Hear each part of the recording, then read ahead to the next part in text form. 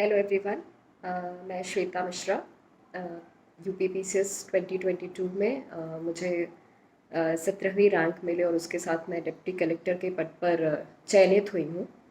और target with PS परिहार के माध्यम से मैं अपनी कुछ स्ट्रैटेजी और अपना एक ब्रीफ इंट्रोडक्शन आप सबके साथ शेयर करना चाहती हूँ। So first of all I want to introduce my self. मैं मेरा एजुकेशनल बैकग्राउंड इंजीनियरिंग का रहा है। मैं बीटेक हूँ यूपीटीयू से, और इलेक्ट्रॉनिक्स एंड कम्युनिकेशन इंजीनियरिंग मेरा सब्जेक्ट रहा है बीटेक में। उसके बाद मैंने 2013 में मैं पास आउट हुई, और उसके बाद मैंने डिसीजन लिया कि मुझे सिविल सर्विसेज में जाना है और आईएएस की तैयारी करनी है। शुरू किया मैंने। मैंने वाजीराम में दिल्ली में कोचिंग की इनिशियली, और उसके बाद से फिर वहाँ से मेरी जर्नी शुरू हुई 2013 से। देन 2 बार मैंने सिविल सर्विसेज परीक्षा में भी, जो यूपीएससी की परीक्षा होती है उसमें भी 2 बार मैं इंटरव्यू तक गई, बट अनफॉर्चुनेटली मैं वहाँ पर चयनित नहीं हो पाई। उसके बाद 2019 में मैंने पहली बार जब एक सीरियस अटेम्प्ट अपने पीसीएस को दिया, क्योंकि 2019 मेरा लास्ट अटेम्प्ट था यूपीएससी का। ख़त्म होने के बाद मैंने यहाँ पे पीसीएस में एक सीरियस प्रिपरेशन शुरू की। 2017 में भी मैंने इंटरव्यू पीसीएस का दिया था, बट वहाँ पे भी सिलेक्शन नहीं मिला मुझे। 2019 में मैंने फिर से एक सीरियस अटेम्प्ट दिया, और 2019 में मुझे सहायक आयुक्त उद्योग का पद मिला। डिपार्टमेंट ऑफ एमएसएमई के अंडर आता है। उस पद पर रहते हुए 2021 में मुझे जॉइनिंग मिली, और उस पद पर रहते हुए मैंने 2022 में वापस से अटेम्प्ट दिया अपना, और फाइनली मैं आज एसडीएम के पद पर चयनित हो गई हूँ। सिविल सर्विसेज में आने की प्रेरणा मुझे बेसिकली मेरे फादर के थ्रू मिली, और बचपन से ही थोड़ा सा एक इंस्पिरेशन रही थी मेरी किरण बेदी मैम, जो फर्स्ट आईपीएस थी इंडिया की। तो उनसे मैं काफ़ी प्रभावित थी, और उसके बाद बचपन में इतना आइडिया तो नहीं था, बट हाँ, मुझे कहीं ना कहीं ये था कि शायद इन सर्विसेज में मैं जा सकती हूँ, या एक सोसाइटी के लिए एक जिम्मेदारी दिखी मुझे कि मैं शायद कर सकती हूँ। वहाँ से मुझे सिविल सर्विसेज में आने का जो एक इंस्पिरेशन मिला।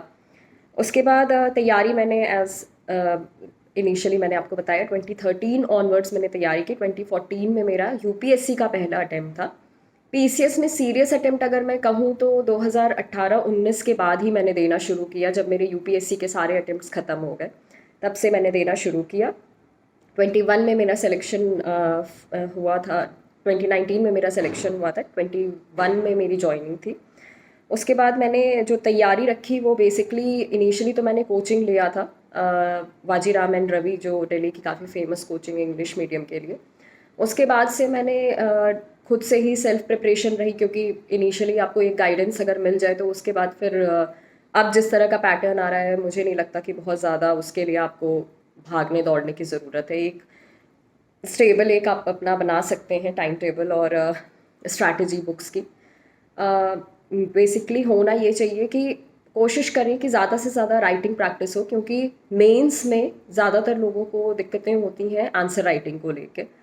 तो उसके लिए मैं यही सजेस्ट करना चाहूँगी कि न्यूज़पेपर रीडिंग, जो आजकल बहुत ज़्यादा एक मैं ट्रेंड देख रही हूँ, क्योंकि मैंने भी इनिशियली जब प्रिपरेशन शुरू की थी तो उस समय तो न्यूज़पेपर का था काफ़ी ज़्यादा इम्पोर्टेंस, बट अब धीरे धीरे कम हो रहा है।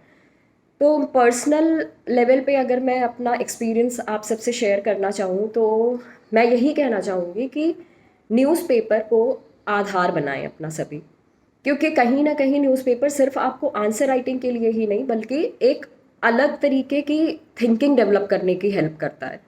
आप क्रिटिकली किसी चीज़ को सोचते हैं। फॉर एग्जाम्पल बोला जाता है कि द हिंदू जो है वो बहुत लेफ्टिस्ट वाला पेपर है। तो जब आप हिंदू के आर्टिकल्स पढ़ते हैं, जो मैंने भी किया था, तो जब हिंदू के आर्टिकल्स हम पढ़ते हैं तो हमें अपने आप को तो हमें बैलेंस रखना है, राइट, हमें न्यूट्रल रखना है खुद को। तो कोशिश ये होनी चाहिए कि जब हम वो न्यूज़पेपर पढ़ें तो हमारी एक थिंकिंग ये भी डेवलप हो कि इसके सिवा और क्या पॉइंट्स हो सकते हैं।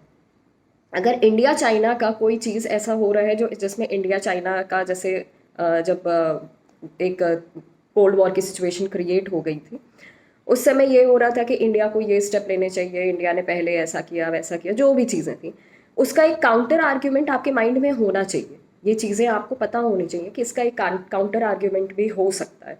तो इस तरह की थिंकिंग डेवलप करने के लिए एक क्रिटिकल एनालिटिकल थिंकिंग और क्रिटिकली आप किसी चीज़ को कैसे एनालाइज करते हैं, उसके प्रो एंड कॉन्स क्या हो सकते हैं, एक अदर वे ऑफ थिंकिंग क्या हो सकती है, ये सारी चीज़ों की आपको हिम्मत मिलती है। आपको एक स्ट्रैटेजी पता चलती है जो कि कहीं ना कहीं आपके मेंस में हेल्प करता है, आपके ऐसे में हेल्प करता है। एग्जाम्पल्स बहुत छोटे छोटे जो मैं यूज़ करती थी, और आपको मैं बताना चाहती हूँ कि मेंस पे मेरा फोर्टे इसी वजह से बना, क्योंकि मैंने जितनी बार भी प्री क्वालिफाई किया, प्री नहीं क्वालिफाई होता था मेरा, बट जितनी बार भी मैंने प्री क्वालिफाई किया उस हर बार मैं इंटरव्यू में पहुंची हूँ। एंड बाय गॉड्स ग्रेस मेरा एक राइटिंग स्किल जो है वो डेवलप हो गई थी बिकॉज ऑफ न्यूज़पेपर। तो मैं ये नहीं कह रही हूँ कि आप 3-4 घंटे दें, बट 1-2 घंटे कम से कम न्यूज़पेपर को दीजिए, थोड़ा अच्छे से शांत दिमाग से बैठ के उन चीज़ों को सोचिए, वहाँ से एग्जाम्पल्स निकालिए, rather than going for something which is not like which is artificial which everybody can use. आप अपना दिमाग लगा के जब एक आंसर में एक पॉइंट कोई ऐसा आ जाएगा जहाँ पे आपका आंसर ट्विस्ट हो सकता है, उन चीज़ों को डेवलप करने की कोशिश करें। बाकी प्रीलिम्स के लिए अगर मैं बताऊं तो प्रीलिम्स के लिए तो यही स्ट्रैटेजी है कि रिसोर्सेज आप अपने कम रखिए, बार बार रिविजन करिए, क्योंकि यही एक चीज़ है जो आपको आगे बढ़ाएगी, जो आपको प्रीलिम्स में एक श्योर शॉट दे देगी आम की नहीं आपका निकलने वाला है। प्रीलिम्स में सेफ साइड खेलने का यही है कि रिसोर्सेज आप लिमिटेड रखिए, but you have to go for limited sources but multiple times revisions. Revision जब तक नहीं होगा तब तक कितना भी आप पढ़ लें, चाहे वो कोई भी चीज़ आप पढ़ लें, कितना भी समझ आ जाए, बट एक थोड़ा सा चीज़ मुझे लगता है जो फैक्चुअल चीज़ें हैं वो आपको कहीं ना कहीं ध्यान में रखनी होगी, और वो आपका रिविजन से आएगा। जब बार बार रिविजन करेंगे तो वो चीज़ें आपके दिमाग में इनकलकेट हो जाएंगी, आपके दिमाग में छप जाएंगी। क्वेश्चन देखते ही आपको ये पता होगा कि इसका आंसर, भले ही ये ना पता हो कि क्या होगा, बट ये ज़रूर हो जाएगा कि ये तो नहीं होगा। तो आप एलिमिनेशन वाली चीज़ें कर सकते हैं, क्योंकि आप पैटर्न धीरे धीरे बहुत ज़्यादा चेंज हो रहा है, बहुत डायनामिक हो रहा है एग्ज़ाम का जो लेवल है। मैं यही आप सबको बोलना चाहूँगी कि प्रीलिम्स के लिए जो आपकी तैयारी है वो इसी तरह होनी चाहिए। रिसोर्सेज कम रखें, लूसेंट पढ़ लीजिए। मैं पीसीएस स्पेसिफिकली मैं पीसीएस के लिए बोलना चाहूँगी कि आप रिसोर्सेज में घटना चक्र जो आती है बुक, उससे प्रीवियस ईयर क्वेश्चंस देखिए, उसमें देखिए कि किस तरह के क्वेश्चंस पूछे जा रहे हैं, क्या पैटर्न है, प्लस उससे डिफरेंट स्टेट्स में किस तरह के क्वेश्चंस पूछे जा रहे हैं उसका आइडिया मिलेगा।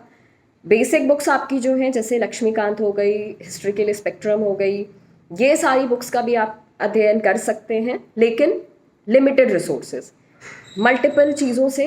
करंट अफेयर्स के लिए स्पेशली मैं कहूँगी कि बहुत ज़्यादा जगह से पढ़ने के बजाय कोई दो रिसोर्सेज रखिए, कोई दो सोर्स रखिए, जैसे जिससे कि आपको एक यूपी पीसीएस में जिस तरह के करंट के क्वेश्चंस पूछे जाते हैं उनका आइडिया मिल सके।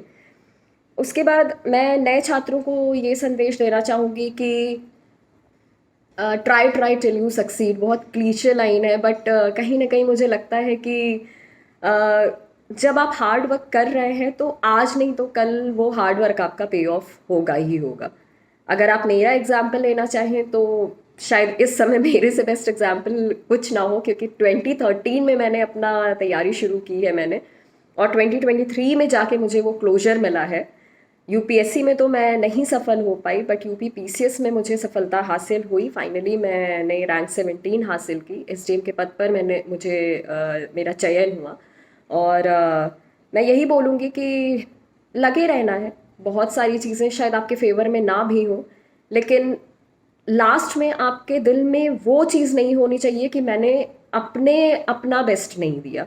आप अपना बेस्ट दे दीजिए, उसके बाद नहीं होता है तो वो किस्मत का खेल है, बट बिना ट्राई किए, बिना वो पैशन दिखाए, बिना उस डेडिकेशन के साथ एक अटेम्प्ट दिए बिना, मैं यही कहूँगी कि खुद पे कभी सेल्फ डाउट मत लाइएगा जब तक आपने अपना 100% ना दिया हो।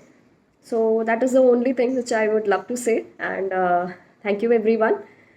बाकी मैं आप सबसे जुड़े रहना चाहती हूँ। अगर कोई भी डाउट आए तो टारगेट विद पीएस परिहार के साथ मैं जुड़ी हुई हूँ।